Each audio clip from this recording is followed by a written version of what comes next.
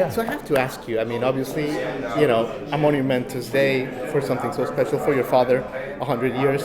But let me ask you this. When we talk about all the artists that he saw, that he oversaw, was there ever any talk about one that got away?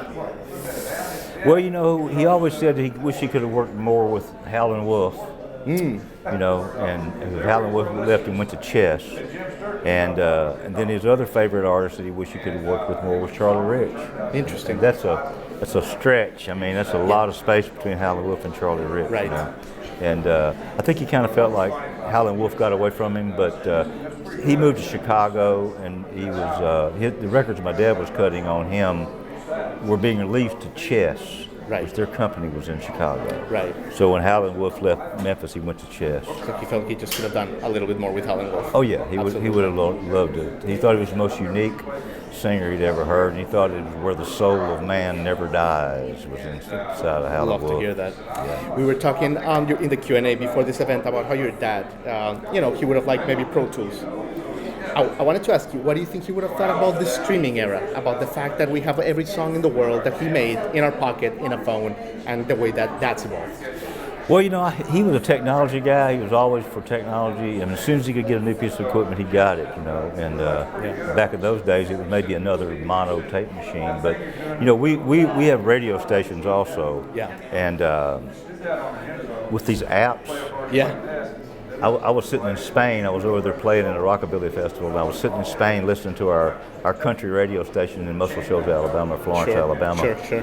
That was the kind of stuff that he would be super excited about. Yeah. In fact, he kind of predicted before satellite radio ever came out, he was trying to buy a satellite. Interesting. He was a futuristic guy all the way, and he saw that coming. But it was like at that time, to buy a satellite, it was $1 million. Right. Or to launch one, put it up in the air or whatever. Something else. But no, he would have embraced all the new technology. Now, like with Pro Tools, he wouldn't have fixed you if you couldn't sing. He wouldn't have gone in there and tuned you. You know what I mean? Right. He just wouldn't have done that. Right. But, that's out of principle. But as far as maybe editing, where you didn't have to use a razor blade or something, right, he would love that. And he was a total technology guy. He loved new technology. Well, you're a busy guy. Let me leave you with this, Jerry. Your daughter is a producer now. She's a great producer as well.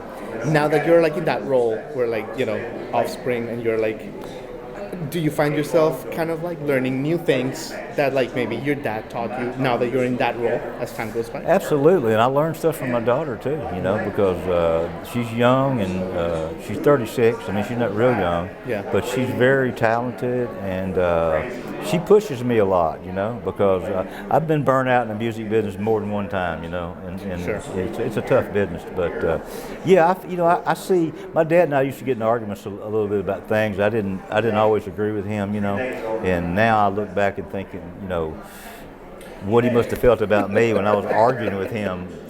He knew a hell of a lot more than I knew. Absolutely. And so Hallie and I have a great relationship, and she'll sometimes challenge me on some stuff, I can see that. But I always listen to her, and she's a big help. She's fantastic, and she gets it from her family. So thank you so much. Thank you very much. My pleasure, Thanks for your man. time. Absolutely, Really. man. Thank you. Great.